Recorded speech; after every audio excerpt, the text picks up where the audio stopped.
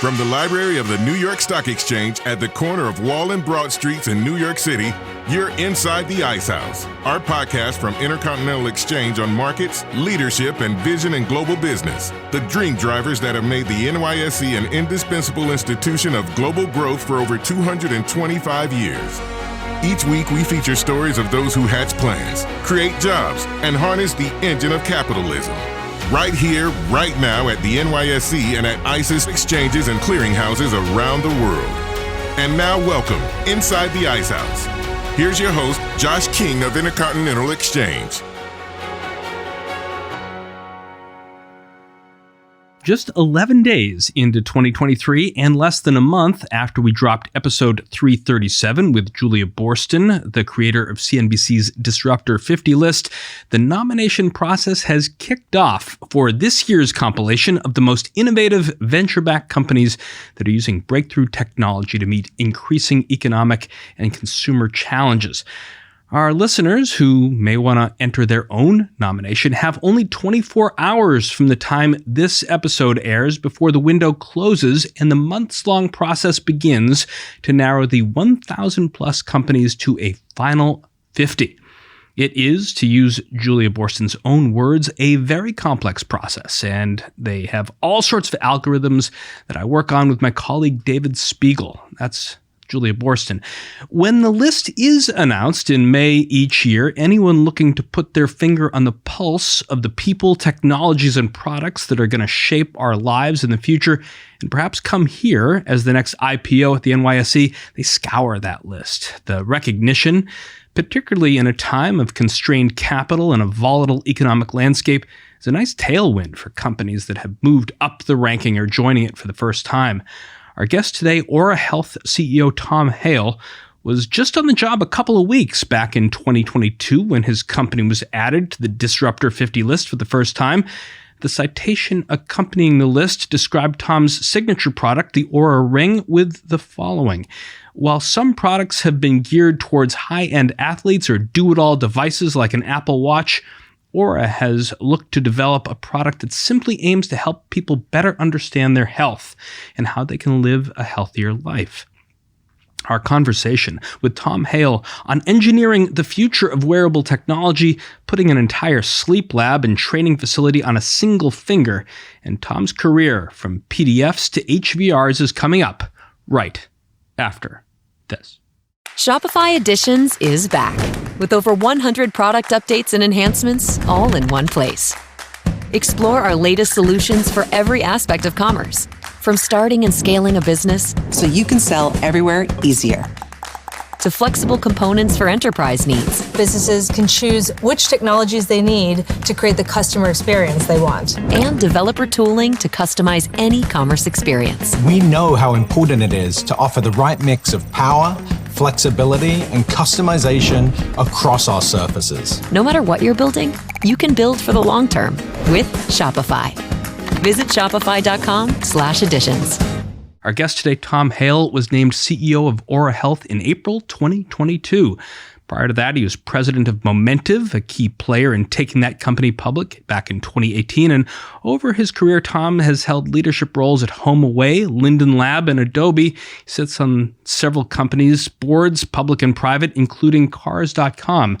That's NYSE ticker symbol, CARS, C-A-R-S. Welcome, Tom, inside the Ice House, and welcome back to the New York Stock Exchange. Thank you, Josh, and thanks for having me inside the Ice House. What brings you to New York this week? Certainly not the weather, because it's really cold. It actually is outside the Ice House out there. But I'm here because we have a presence here. We have a team, and I'm spending some quality time with the team and getting some business done along the way, a couple conferences and meeting some investors and board members.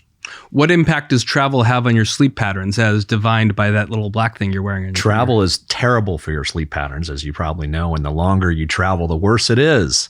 I personally will try a nap on the plane. It's a great time to sort of catch up and pay down some of that sleep debt. I want to dive deep into all the ways that customers are using the Oura Ring in a second half of our conversation, but the most frequent way that the ring is described is a sleep study on your fingers. So to introduce us to the base functions, and you just gave my colleague Laura one to try on, how does a 4-gram ring replace the medical building of hardware? My goodness. I don't know if anyone, has had a sleep lab night, what they do. And if you don't, I'm just going to describe it. I've had a friend who's done it. You've done it. Okay. So if you haven't done it, imagine sort of a bunch of sort of plastic and sticky sensors applied all over your body, a kind of a weighty belt and kind of technology thing around your waist and your chest to check your breathing. Basically, they're trying to track your brain waves, your pulse, your heart rate, your respiration. It's a lot. It took me about 30 minutes to get it put on one time when I did it. And then you have to spend the night in a kind of an awkward, sort of technology setup. And so what we, I think, started with was this vision of being able to capture all the same inputs, or at least most of the same inputs, and then put that in a comfortable, lightweight technology that you can wear on your finger. And what's I think maybe compelling about that is, of course, when you're doing a sleep test, you're trying to see, well, how is your normal sleep going? And putting on all this equipment actually isn't very normal. It's not very typical to fall asleep with a bunch of sensors adhesed to your face and head.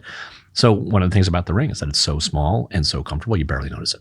I mean, in those first couple nights you're wearing it, do you think anything's happening, and do you feel anything on your finger? I think it's really frictionless. I think, you think about your wedding ring, for example. If you wear one, you don't really notice it anymore. After a certain point, it just sort of weaves seamlessly into your life. And I think the Oura Ring is like that. Also, too, I think that maybe this is different from most wearables. It's not constantly asking for your attention. So it just kind of rides there. I don't know how you feel about electronics in your life, but I'm always looking for a charge. I feel like, got to make sure my phone's topped up. The Ring has a battery life of between 5 and 7 days. And so you sort of put it on and don't think about it. And then if you want, you can check in on the data. The typical pattern of an Oura Ring user, if you think about sleep, everybody sleeps, but no one's particularly good at it. Some people are terrible at it. It's also not something that we teach very effectively. So, have you ever really studied about how to sleep? There's some increasing awareness about sleep now, but the reality is that it's a great discovery. Anyway, the point is that people wake up in the morning and they wake up and they grab their phone and then they look and they see, did I have a good night's sleep? Because you don't really know how you slept. And what does the telemetry tell you when you open up that app? What are you looking for? What are you hoping it shows? Yeah, so we give you a score called your sleep score. And it's between 0 and 100. And what it's made up of is a set of sub-factors. And those sub-factors include things like, how long did it take you to fall asleep? How much time did you spend asleep? What kind of sleep did you have? Did you have a lot of disturbances in your sleep? We can, sense the motion, and we can look at the changes in the stages of your sleep over the night. Did you have a lot of REM sleep, where really typically that's where memories are processed and you're doing things that are really healing your cognitive processes? Did you get a lot of deep sleep? Because that's really where your body rebuilds itself. And understanding that really gives you a good sense of how good was your sleep. And so what people do is they check that sleep score, and there's another score that we present you called the readiness score, which is more of your physiology measures. And it gives you a sense of how's your day going to go. And I talk to a lot of the customers of Oura, and they'll say, I live by that score. If I see that I've had a bad night's sleep, I really change my decision. Or if I learn maybe that my partner had a low readiness score, you know what I'm going to do? I'm going to go home and make sure that I'm cooking dinner that night. As we just talked about sleep at some length, but another part that we're going to talk about later in our conversation is athletics. Our read on you reveals that you participated in sports at both Harvard and the Thatcher School. I checked out the Thatcher School's website.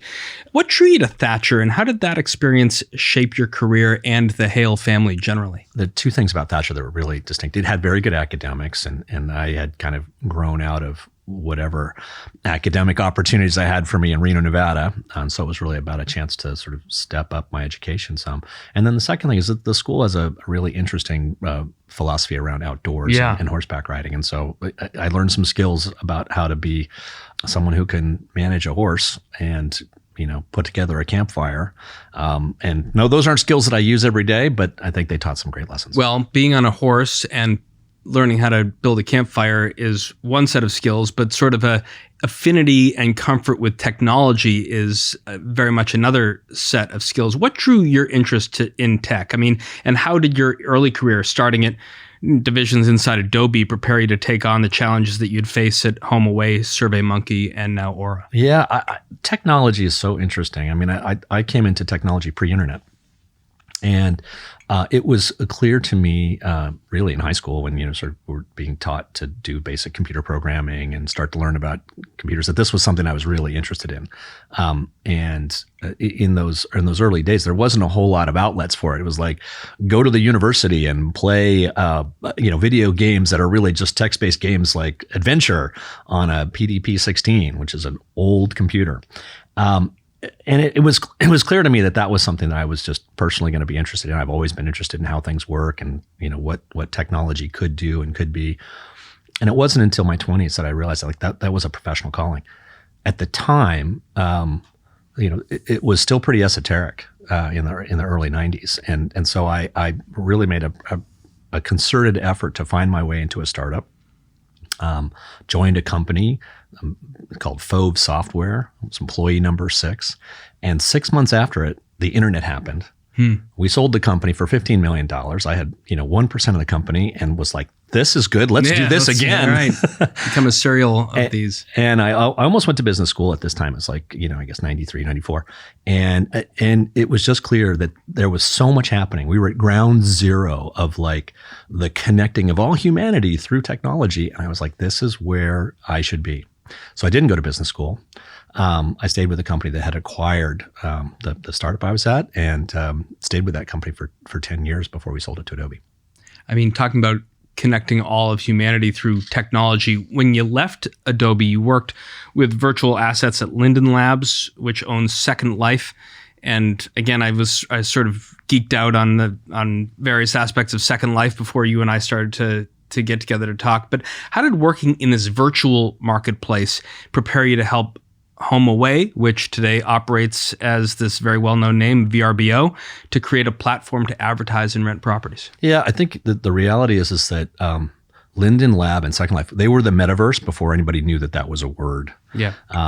You create a 3D avatar and you outfit it and all the things that you want, and then you go explore this world that's made up by people. It was like Burning Man, but in computers. Right. But what it really interestingly was one of the first companies that had a digital marketplace where content creators, we call them creators now, but content creators could sell something that they made. They'd make 3D clothing, they'd make, cars, they'd make houses, they'd make all these things that you could buy, and you would pay for them with a virtual currency.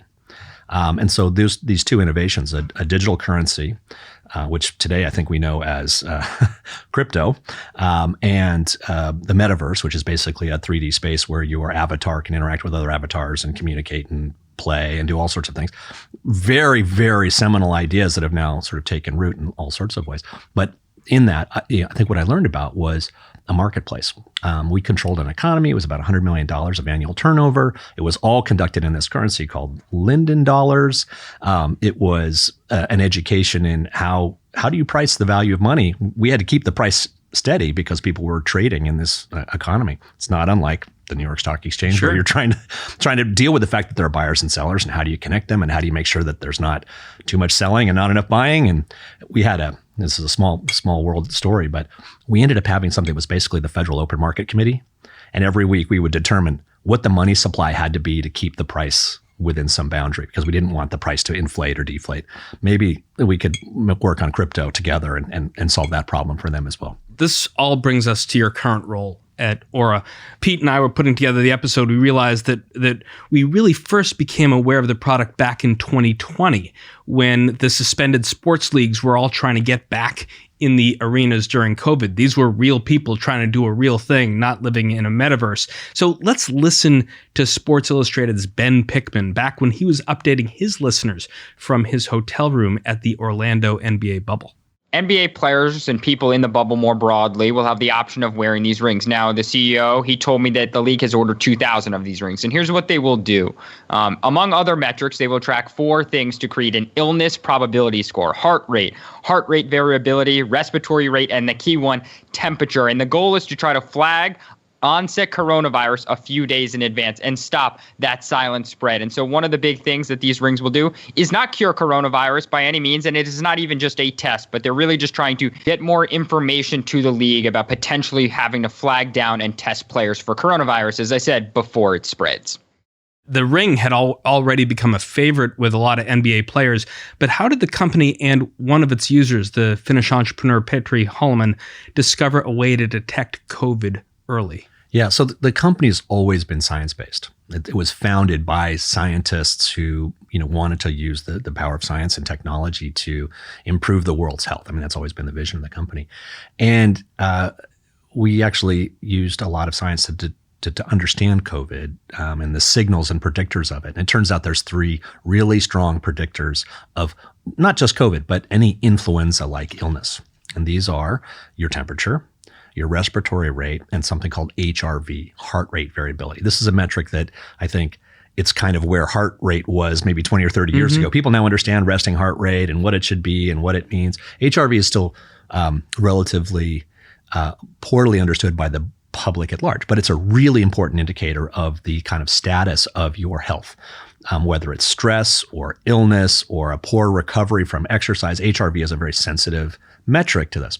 So in the case of the NBA and going within the bubble, there was really some very strong science to suggest that you could start to see the changes in your physiology from getting infected by an influenza-like illness before you started to express symptoms.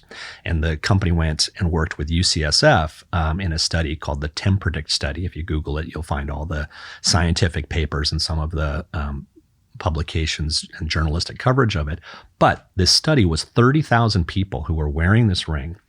And what we were looking for were those had been diagnosed and tested and confirmed COVID. Were there any signals in their data that would predict that they had COVID? And so the study really illustrated very clearly that about 3 days before you actually were confirmed COVID, before showing symptoms, before being tested with a PCR or anything else, that your temperature would elevate slightly, your HRV would plummet pretty dramatically, and that your respiration and heart rate would elevate. And that those things were really strong predictors of an incoming influenza-like illness. And that was really the basis by which the NBA was like, now this is really compelling. You have this ring, it's a form factor that is really comfortable. You wear it 24/7, meaning that you'll start to see this pattern in your physiology, changes in your baseline. You'll be able to see it really quickly because you're always wearing it. It's not like you're taking your temperature once a day, which most people don't do that. You're taking your temperature, every 5 minutes or sometimes more frequently to really determine whether or not what your physiological state is. And I think actually this is really the power of, call it wearables 2.0, right, is that continuous wear gives you an understanding, not just of like your health condition, but emphasis on you. I'll give you an interesting example. One of our employees at Oura, his baseline temperature normalized, not 98.6, which we all know to be what your temperature should be when you're healthy, right? His baseline temperature, 97.1. So when he goes to a doctor and someone puts a thermometer in his mouth and says, hey, your temperature's 98.6, you know what he's got? A fever. He's sick. And so the thing that's powerful about Oura and any continuous wearable is that it understands your baseline and deviations from your baseline, which means it understands you. Let's say I've had a couple cups of coffee today, or tonight I go and have a big steak and 2 glasses of wine. What will I begin to see on the app that is different from my baseline? Yeah, it's a great question because the app there's some very obvious patterns. You drink wine, next day I'm going to tell you your readiness score is going to be low. And in fact, one of the consistent stories that we hear is that people change their behaviors around consumption of alcohol simply because they see the impact on their scores. They know what readiness of 75 or 80 is like for them. They're constantly 75 or 80 the next day when they have a sick day, like, wow, I had no idea that alcohol affected me that much.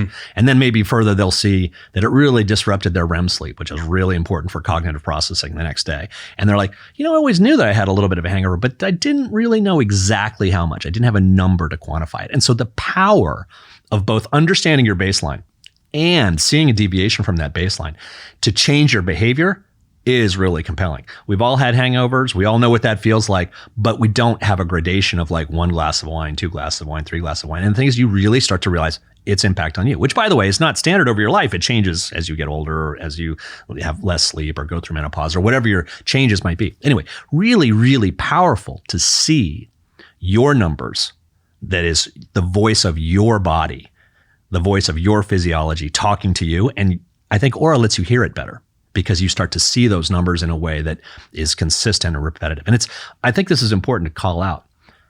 I think one of the strengths of Oura is that because it captures your data while you're sleeping, as well as during the day, but while you're sleeping, it's a really good data set because it's a clear signal. You're usually sleeping in the same place. You're not in motion, so you're not having your temperature elevated by moving around a whole lot. You're usually in an environment that is pretty much the same temperature. You're in a really good zone for capturing a clean signal about what your baseline is, which then allows us to see those deviations much more clearly and then present them to you. So the app will say things like, Josh, looks like you had a little bit, something to drink last night. Is everything okay? And think of it as like a good friend who's either an accountability buddy who says you really should be working out more, or saying, it'll say all those things. Are you getting enough sleep? You might want to recover a little bit today. And I think that's really interesting. Can you program it to be a less than nice friend, someone who's more of a drill sergeant? It's interesting. I think we've talked a lot about how we would personalize it, because if you think about like ways, different voices. Yeah, well, I think it's really about like what the content would be, because if you're training for a marathon, that's very different than maybe managing a chronic illness. And the message that we might send you is really different. An example of this would be, we have a feature that allows you to sort of set a range for your activity goal every day, looking at your readiness and your sleep. The app sort of says, here's an activity goal for the day in terms of the calories you want to burn or the steps you want to take. And if you're either in what we call rest mode, which means the app thinks you're sick, we sort of suggest that you might be getting ill if you're in rest mode, we'll sort of adjust that lower. And if you have really high readiness, we'll adjust that higher. But we also give you, Josh, the ability to set what your range is. Do you want to always be pushing it because you're training for a marathon? Or do you have, I don't know, I'm going to make it up. Do you have chronic fatigue syndrome or long COVID? And what you really want is like, God, I really hope I can make, 4,000 steps today. And then we can adjust on either side of 4,000 steps based on your readiness and your sleep to give you that target. And that's the customization I think is really powerful. So, Tom, this year, Oura Health celebrating its 10th anniversary of its founding. What was the problem that these three friends, the founders, were hoping to solve, and how did the product develop from this Kickstarter idea to now what is a Series 3 fundraise? Yeah, it's amazing. If you think about Finland, first of all, it was a hotbed of technological innovation for many years. I mean, actually think about the history of the mobile phone and both the cellular network in general. We had the chairman of Nokia on this show. Exactly. And they've got a long history of innovation, both around consumer design, but also around electronics and firmware and software and all the things that make a great communication experience, like mobile phones. So there's a lot of DNA there. There's also, I think, a really almost like cultural emphasis on health and wellness. Finland is famously 5 years running the happiest place on the planet, and part of that is because they've really maybe culturally struck a balance between taking care of yourself and taking care of your body and having a healthy outlook towards work. And it's a very, very it's a society that really values recovery and rest. So the founding team, they always had the vision of creating a wearable that was not a fitness tracker, but was really a tool for you for managing your health. And they led with understanding sleep. And I think that was a very, very smart intuition for all the reasons we just talked about. Getting a really clean signal. Turns out, sleep is something that everybody does. Big market. I don't know. It's something like 10 or 15% of the population goes to the gym, or say they go to the gym, whereas 100% of the population, more or less, is going to go to sleep. So again, picking a large market, and maybe fundamentally, I think they saw themselves as a mission-driven group of people who wanted to improve people's understanding and agency in their own health. You think about the last 20 years, who hasn't Googled trying to figure out what's wrong with them? Well, now you can do that, but also with information and data about your own self, with that voice of your body talking to you. And I think it really gives people more agency and more power. That was always at the heart of their vision, always at the heart of their vision. So we read that you yourself, Tom, had stumbled upon Oura while you were dealing with some of your own kinds of stress. What was your personal journey with the Ring, and how did it propel you to join the team? Yeah, it's really funny. I went through a period about a year, a little bit more than a year ago. Work stress, family stress. lots of pressure, and I was not sleeping for the first time in my life. I've always been a championship sleeper. And for the first time, I was like lying in bed, awake at night, staring at the ceiling, mind racing, heart racing, all these things. And I said, I need to do something about this. Stumbled into the Oura Ring.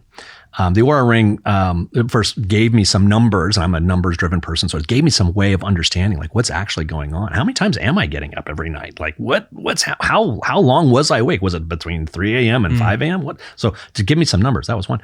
The second thing is it gave me some suggestions. Stop watching Netflix in bed. Don't look at your phone. Do some breathing exercises before you go to bed. Sleep in a cold room. And all these things are suggestions that the app provides you sort of, kind of as you're educating yourself about your body, sort of weaves this into the experience. So I made these changes and I saw my numbers change. And that was compelling because I was like, oh, if I make this choice, my numbers will change and my sleep will get better. But the real difference was how I felt. I had kids in my 30s. I worked really hard in my 40s. I entered my 50s and I was stressed out and I was drinking coffee during the week, and I was drinking wine on the weekends to take the edge off. And what I didn't realize is my physiology had shifted to the point where I wasn't sleeping very effectively. And when I fixed that, I'm telling you, it was like going from a black and white movie into Technicolor. Wow. Cognition, mood, energy, physical ability, all these things suddenly opened up to me in a way that honestly, I felt like I was 25. And so I said, I need to be a part of this company. I mean, does it make you quit having wine at all? What has it done to sort of actually change your life? Yeah, I would say one, it's really changed the food and drink that I consume. I drink almost no alcohol. I do have a glass of wine now and then, but I mostly no alcohol. I really cut back my caffeine consumption. I used to be 1 or 2 cups of coffee in the morning and then maybe a couple during the day. And then I think it really changed the way I think about sleep. So now when I go to bed, like I've got a routine, I glide into sleep. I make sure the room is cold. I have a mask that I wear. Sometimes I'll wear headphones or ear pods or an earplug.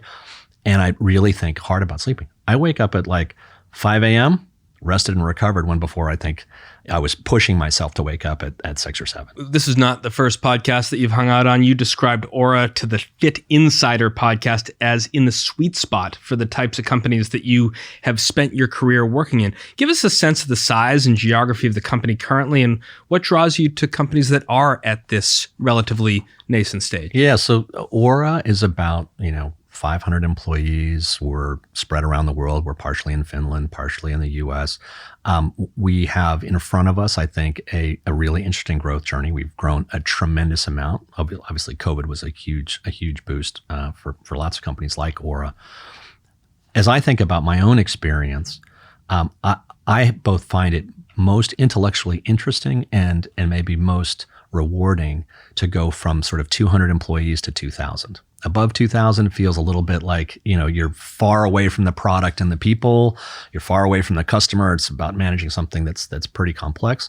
200, below 200 could be risky. You may or may not succeed there. You're not. So it's this interesting sweet spot of growth and development, not just for the company, but for employees working there, because employees who are at that stage, there's more opportunities, more work, more challenges than there are people to do them. And so someone's career can grow really quickly. I've spent a lot of time in that space. It usually involves going public at some point, during that life cycle. It usually involves expanding internationally during that part of a company's life cycle. And it usually involves going from one product to multiple products. And these are all journeys that in my career I've been through multiple times and have some reasonable pattern recognition of. All the fun stuff of the company's growth. Listeners and customers are going to want to know now, because we've been talking about it at length and I was going to get to it later, but we should hit it now. What are the economics of becoming an Oura customer? Yeah, so the ring itself, there's multiple finishes and styles. There's 2 styles, Heritage and Horizon. Horizon is perfectly round. The current version is the Gen 3 ring and has a ton of technology packed into there to give you all the sensing around your heart rate variability, your sleep, your motion, your activity, your respiration, all the things in Gen 3. But there are different finishes. If you think of it as an entry point of, call it $299, and maybe if you buy our Gucci ring, we had a partnership with Gucci. We're going to talk about Gucci. About $1,000. Then different price points, but with the same capability. And then the monthly subscription, which in many ways is both to subsidize new features that we add all the time. Today we did a release this week with lots of new features that come out, and that comes out on a regular cadence, but also to really to protect your data. Privacy of your data is really important. And so we want to make sure that, we don't have to take your data and sell What's the subscription? About $6 a month. Okay. Yeah. I know that you were one of the first investors in NoiseAware, which sells a device that acts like a smoke alarm for noise.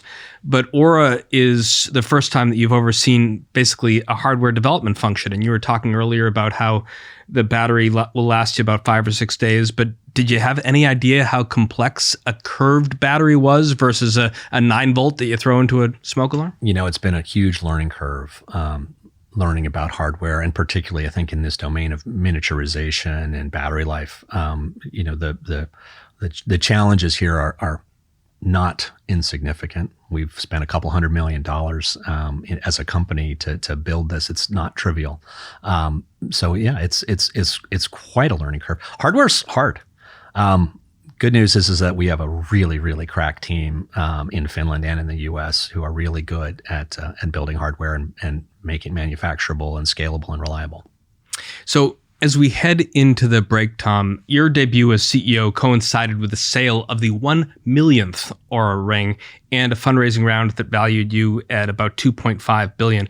How's the company been able to establish itself in the tech wearable space among these giants like Google and Apple, as well as the purely pure play companies like Fitbit? Yeah, I would say that the emphasis on sleep really gives us a differentiator. We are, I think, arguably the best at sleep in the world. And so for anybody who cares about sleep, we're the best choice. I think the reason for that actually is a little bit about the product and a lot about the site on the human body. If you think about measurement of your heart rate or your blood oxygen, where do they do that? Oh, they do that on your fingertip. That's what medical devices measure it. And that's partially because the technology that does that is really sensitive to the flesh that they're looking into with light and understanding the diffraction that comes back. That's easier done on the finger than it is on the wrist. On the wrist, you have tendons and bones, and you can shift around, and where you are changes the sensing. Whereas the fingers, there's a nice, lump of flesh that keeps the sensors in place, and there's a nice, very consistent ability to read that data back. So the finger is actually a much more accurate site than the wrist. On top of that, if you think about your heart, your heart pulses and blood shoots down your arm at part of the leading edge of the sort of wave form of your blood moving through your body. And it goes right into what's called the palmar artery, which goes under your finger, which is why the sensors are all located there. Or if you're and you are pointing to your index finger. So is index the key? Index spot? is the most accurate, and for a couple of reasons. One is it's the it gets that leading edge signal, as I said. It's just a little bit ahead. Secondly, you also have a really good chance that your knuckle is going to be a little bit smaller than your flesh there, and so the contact between the sensor and your body is actually a little bit better there. By contrast, the wrist is on the trailing edge. The blood is flowing back to the heart.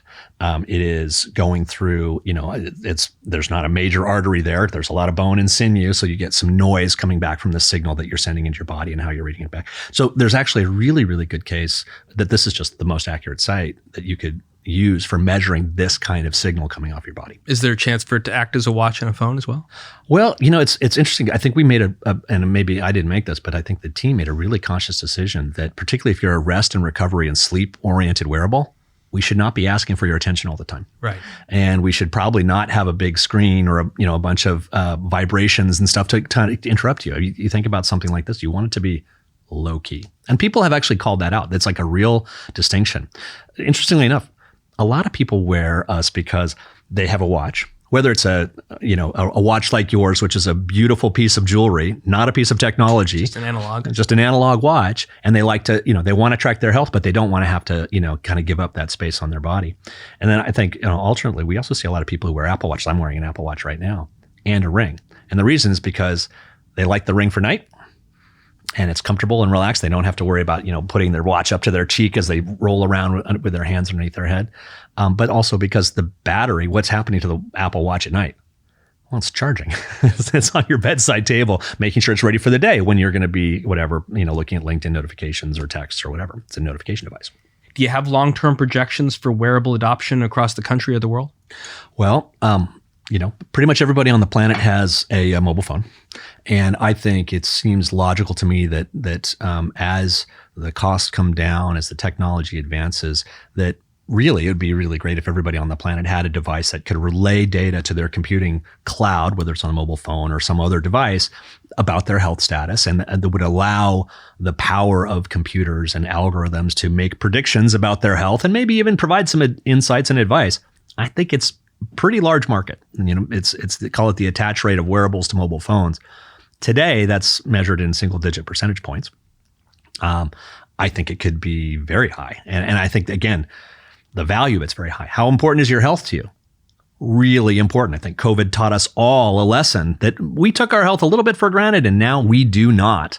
And the reality is whether it's telling you if you're going to have an influenza, based illness coming on, and that changes your behavior, or whether you know something about your partner or someone in your family. My father-in-law, he's in an old age home, and understanding his state, not because I need to have 911 go and check on him, but because he had a bad night.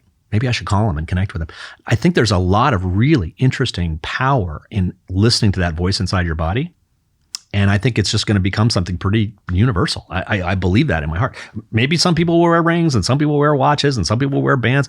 I think it is a accelerating understanding of the human body and yourself. I think that's a change in medicine. Late last year, we noticed that you made the announcements of hiring Doug Sweeney as your CMO, Lena Alcala as your first ever chief people officer, and promoted Holly Shelton as the chief product officer. As you expand Oura's team across all levels, we're looking at layoffs from Microsoft all over the tech sector, every place else. Do you see this as an opportunity to get more talent in the door that you need, or are you facing some of those same challenges? It's funny. Right around the CNBC, the Disruptor 50, people were asking a lot because they're like, oh my God, the markets, everything's gone crazy. And I think we were able to say, what's interesting? It's actually kind of good for business. When there's disruption and upset in the world, a wearable that advises you to rest, recover, and take it easy is pretty welcome. Yeah. When sleep is disturbed, sales go up. And so honestly, we've been on a great growth tear. This year has been a fantastic year, best ever for the company. Accelerating as we make partnerships around the world, introduce ourselves into new channels and new markets.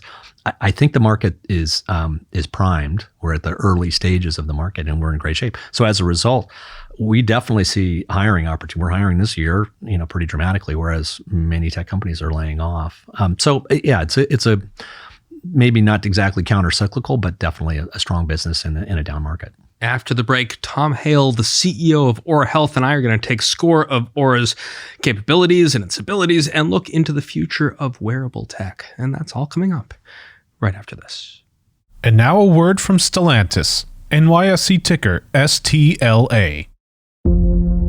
Their grandfather once crashed an auto show by driving through a plate glass window on purpose.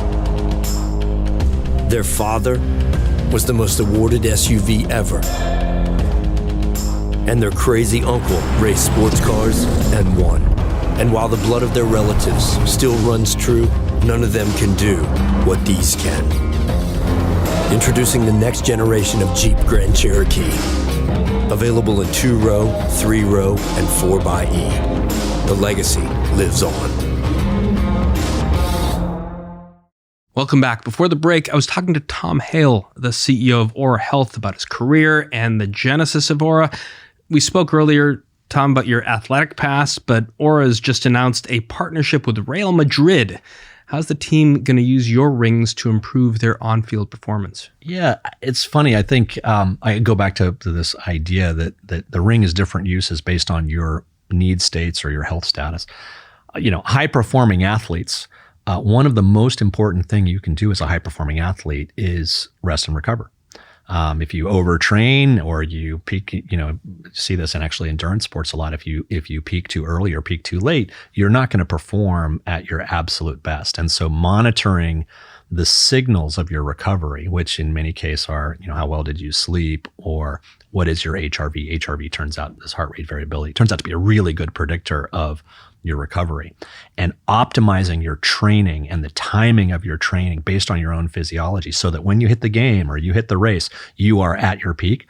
I think that's a real edge. Actually, it's well reported that the U.S. women's soccer team, they did a lot to coordinate not just their training, but also to understand the cycles of the players. And so they could sync the cycles with their training and understand the cycles of hormones and changes that were happening as part of a normal cycle to optimize training. And, U.S. women's national soccer team is like the best in the world for many years. And I think that's the kind of edge. I think Real Madrid sees the same opportunity to really optimize training and performance. And we have lots of athletic customers, college teams, professional teams across multiple sports. But Real Madrid, that's like, we should all be excited. Now, to be clear, it's we're at the beginning of that, and we're working with those teams to help optimize rest and recovery. But for them too, the fact is that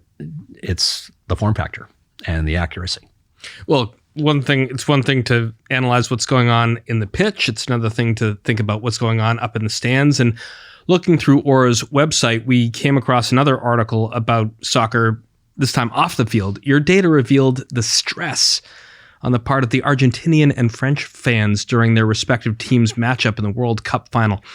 You talked about monitoring your own dad and how he's feeling, but what did you find about these fans? And when calculating scores, how much of the data is generated using the user's unique statistics versus aggregated numbers from across the universe? It is so, and we were talking about trust a little bit earlier. It's so important that we keep anonymity and privacy at our forefront. There's all sorts of reasons for that, not the least of which is that your health data is sovereign to you. You should be the sovereign over your health data. And like that absolutely, I think, is a critical element of trust. That being said, it is sometimes compelling and interesting when we have anonymized that data and aggregated. So it's not personally identifiable. We're not talking about any individual. We're talking about Argentinians generally, of which there were many tens of thousands who were watching the game, and many French folks who were watching the game, and to see what happened to their heart rate over the course of the World Cup game. Well, it doesn't take a whole lot of imagination to understand, but that was first of all, one of the greatest World Cup games in recent history. We could see in the heart rate data, each goal, what the response was, whether the Argentinian or French side was responding positively or negatively with stress. And of course, when you look at the trace of all Argentinian and all French heartbeats, you could see the game play by play, the 5 penalty kicks at the end. Unbelievable. It's really worth a read because what it tells you is that there's an interesting, I think, set of data, which is like, how are people doing in the aggregate? I'll give you just another illustration. We can see in an aggregated and anonymous way what the sleep patterns are of different nationalities at different times of the year, right? So what do you think the lowest time of the year for readiness, meaning your HRV, your heart rate, whether it's elevated, for the world is? January 1st. January 1st, like a lock, right? Because everybody is out the night before, they're drinking alcohol, absolutely 100%. Which nation do you think is the least slept in the world? United States. No, United States is middle of the pack. Okay. We're okay. We're not the best. Turns out the Nordic countries are the best, but Japan is absolutely the worst. And it's like 10 solid percentage points worse than the rest of the country. And by the way, this is both a well-known and a well-considered fact that the Japanese, kind of government thinks about. They're like, oh my God, our people, like they're falling asleep on the subway. They're getting 3 hours of sleep. There's a cultural emphasis on this. And they're really going through kind of a reckoning about how do we improve sleep, which is actually one of the reasons why Japan's one of our targets. It's a market that we just entered in the fall through a partner. We had the Prime Minister of Japan, Prime Minister Kishida, here just a couple of months ago, basically talking about his whole economic plan, but also the need to sort of make families happier and bigger and healthier. So that's certainly very much on the mind, all the way up to the top of the cabinet. It's a matter of public concern, I'd say. So in a recent, we're talking about the game between Argentina and France, and I want to talk about another kind of game, because in a recent press release on Oura's partnership with Therabody, you used the term gamify. Can you explain what that means in this context and how tapping into people's competitive natures can help users stick to wellness goals and their healthy habits? Well, we see this a lot. People will compare their sleep or readiness or activity scores. I'm sure you've probably seen that. You've probably seen that yourself with whatever wearable. Certainly on Peloton and Strava, and we're going to talk about Strava in a second. For sure. I think competition is one aspect of it, and I think if you can turn that gamification or competition into something that's healthy and positive, I think that's really good. We tend to not try and like create gamification for gamification's sake. We try and find the right level. We also want people to be able to customize the amount that they want the app to nudge them or tell them, kind of, maybe try and reinforce positive behaviors. So gamification as it relates to Therabody, there's two ways that we think about it. Therabody, if you don't know, is they make a bunch of mechanical or electrical devices that are for wellness. So the classic one is the Theragun. It's a handheld massager. Turns out if you do, massage, you actually sleep better. That was really interesting. They did a whole study of people. Basically a jigsaw with a ball at the end. Exactly. And if you do that sort of consistently before you go to bed, actually, there's a lot of evidence, scientific evidence that it improves your sleep, which makes sense. You relax, your muscles relax, you don't have pain or tension or whatever. Okay. So for us, the mechanism in the app is when you do an intervention like that, and you inform us that you do that by tagging.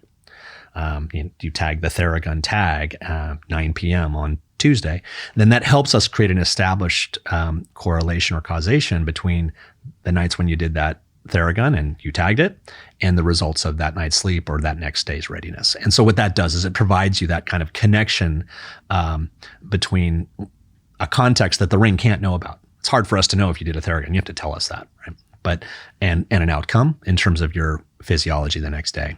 And so seeing those patterns between tags and metrics is really reinforcing for those behaviors. If my wife were to tag the fact that she's now going to spend a lot of time walking the dog or petting the dog and be communing with animals, can we see data that talks about the effect of companionship like that? Well, we don't have a petting your dog tag, but you can actually enter I pet my dog, and therefore you would see that note. It is really something where those behaviors, I think, become both reinforced. They become visible to you, maybe more importantly, right? Maybe us knowing that or the app knowing that and being able to tell you is important. But really, what you say is you notice that. You tag alcohol and you notice the next day your readiness is low, you're probably going to change that behavior. You tag breath work and you notice that your heart rate is lower, you're going to continue that behavior. It's that reinforcing cycle. That's one.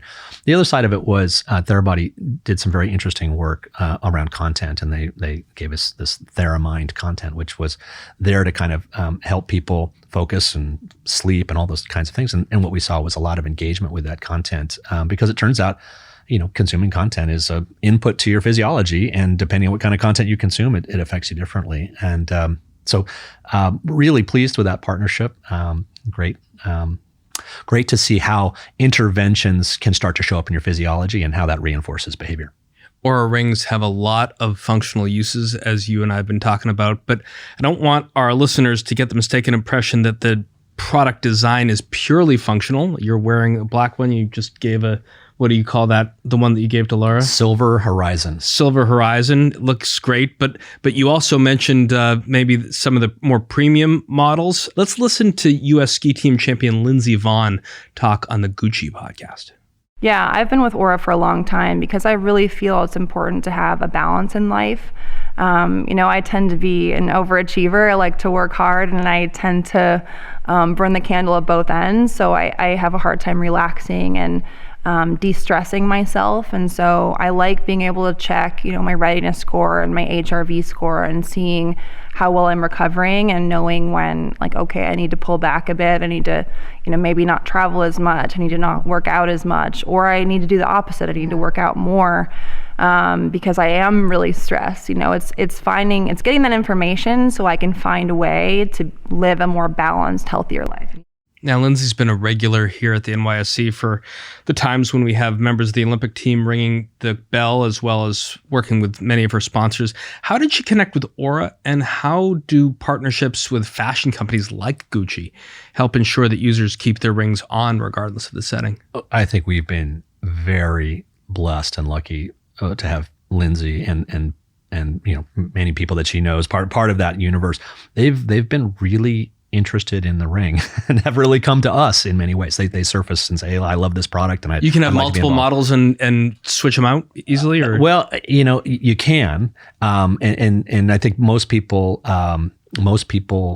think about, the ring really as almost as jewelry. Yeah. I mean, sure, it has all this utility, and we're talking about sleep tracking and health tracking and in detecting whether or not you're sick. All those things are really powerful, and that experience is really powerful. But at the end of the day, it's something that you wear on your finger all the time. And interestingly enough, I think fashion is a part of this. I never saw myself as a purveyor of fine women's rings or men's rings, but now here I am. It's really compelling. I think the thing about Gucci that I was really surprised by was how much people thought about it as a statement.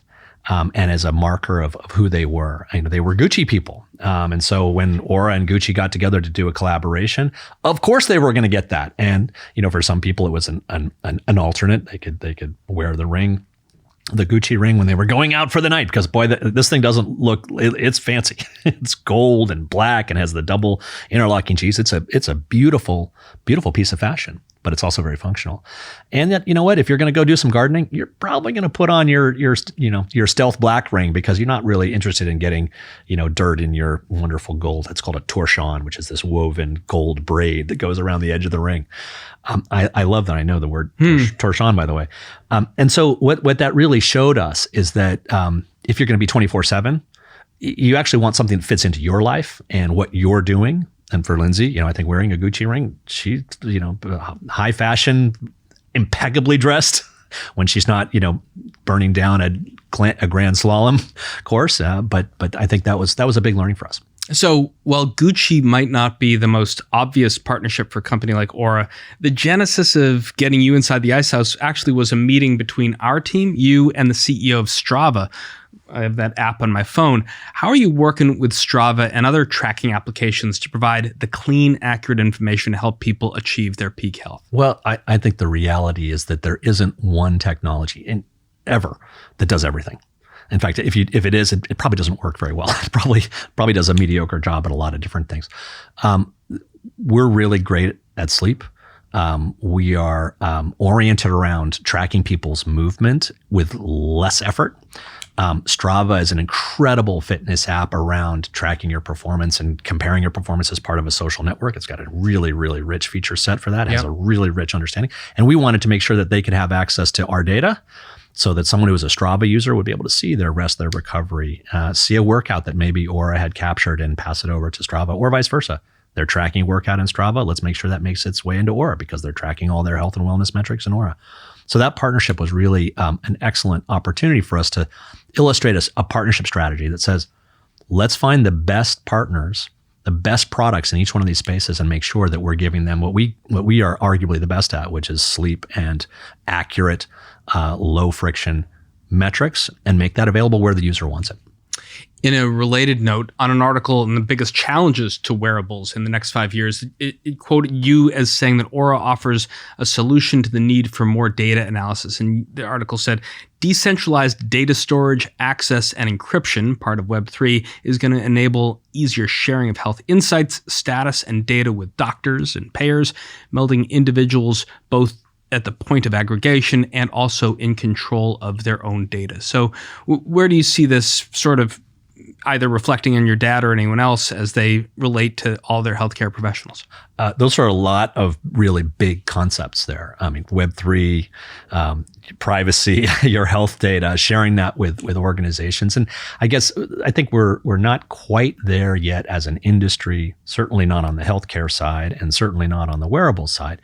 But the future that I can imagine is, and we see this with some of our earliest customers who have 5 years of data, maybe 10 years of data, and they know what their patterns are. And so again, they go back to their baseline.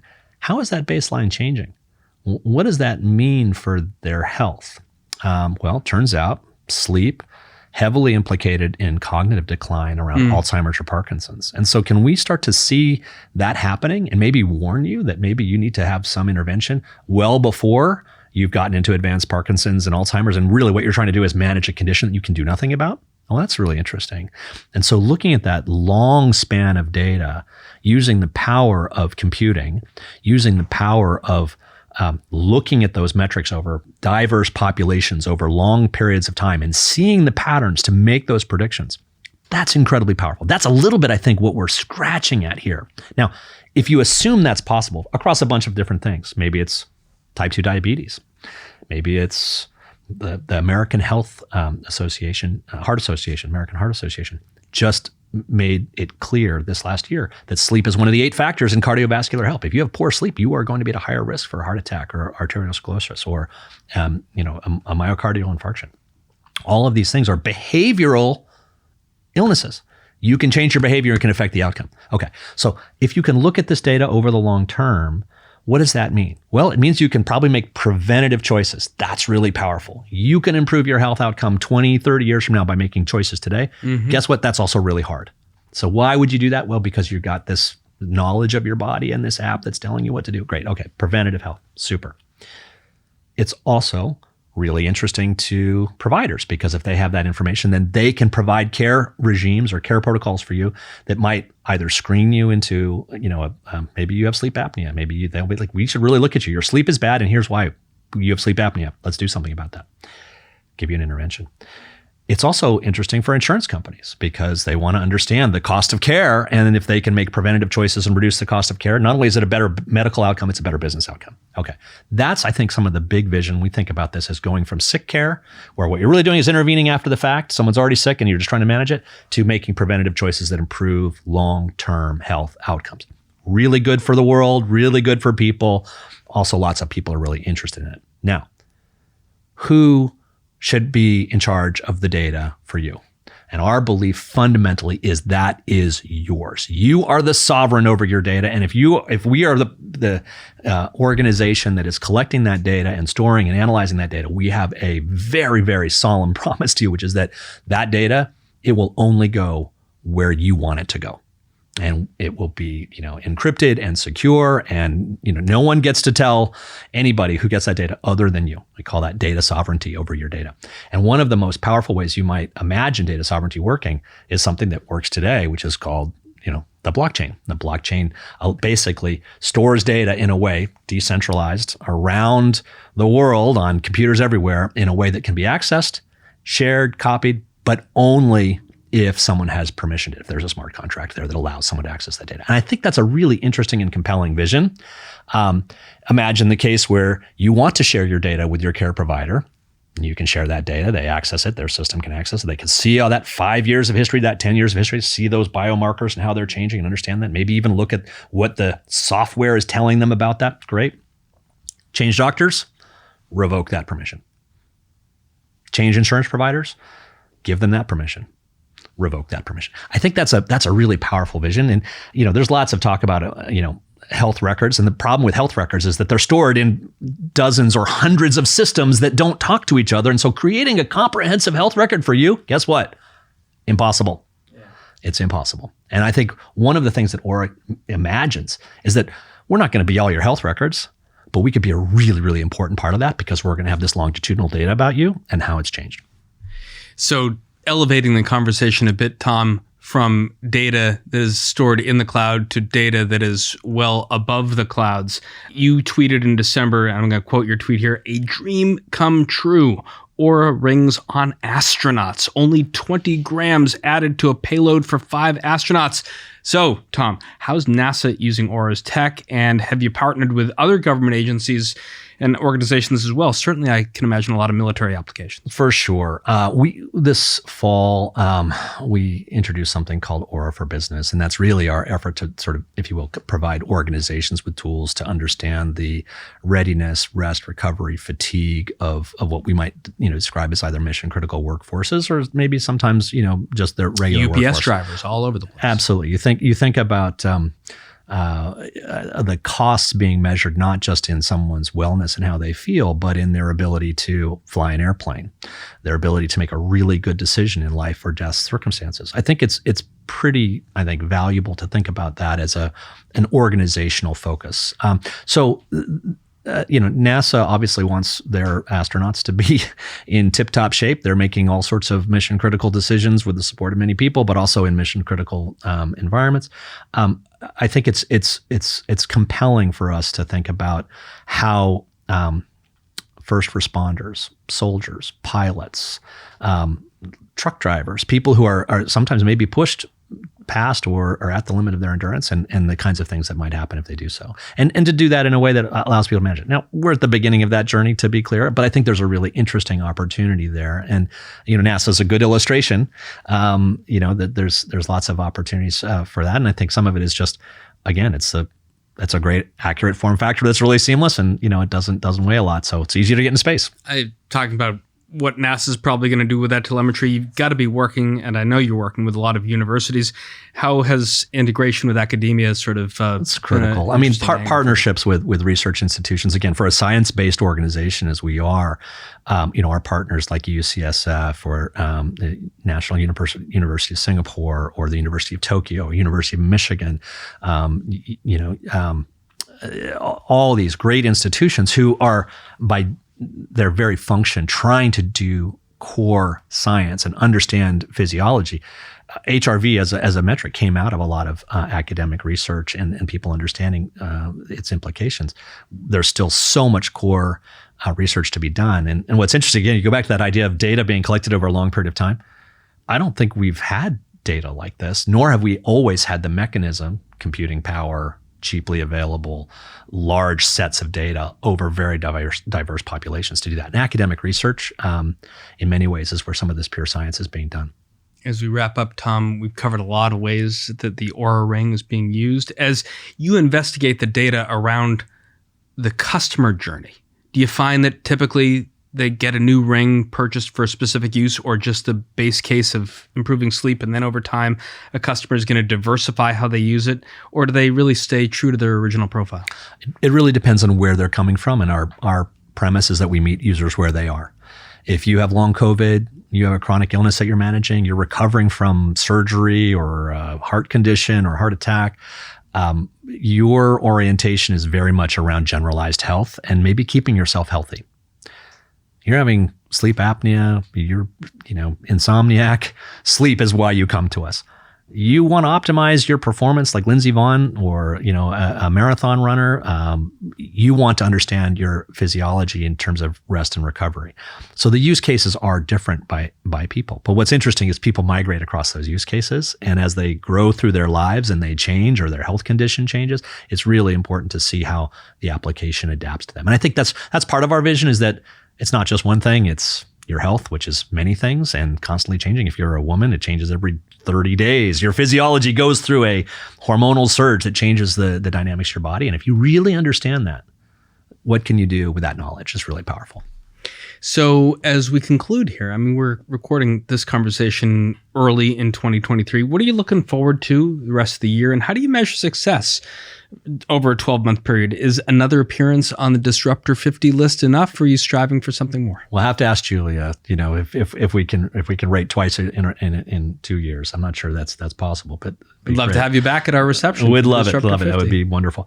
I would say for us, I measure success in the lives that we touch and the impact, the positive impact that we have. That's the real metric of success. There are other metrics, of course. There's, subscribers and retention and revenue and growth and all that stuff. But really, at the end of the day, and we do this as a company, we start our most important meetings with a story about one of the customers and how we've affected their life positively, how we helped them determine that they were pregnant, how we helped them, learn that they were sick with COVID and avoid giving other people an illness, how we helped them diagnose or recover. We're telling these stories because that's the mission of the company, is to improve the lot of human health and do that as broadly as possible. So I think that's the real metric of success for the company. And as we look ahead, it would be great to be back on the CNBC Disruptor 50, but I think that's more of an outcome from having made an impact in the world. And based on your career trajectory, it'd be great to at some point have you up on the podium at the New York Stock Exchange.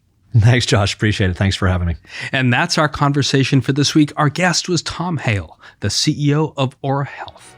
If you like what you heard, please rate us on iTunes so other folks know where to find us. And if you've got a question or a comment you'd like one of our experts to tackle on a future show, or hear from a Disruptor 50 list member like Tom Hale, email us at icehouse@ice.com or tweet at us at icehousepodcast.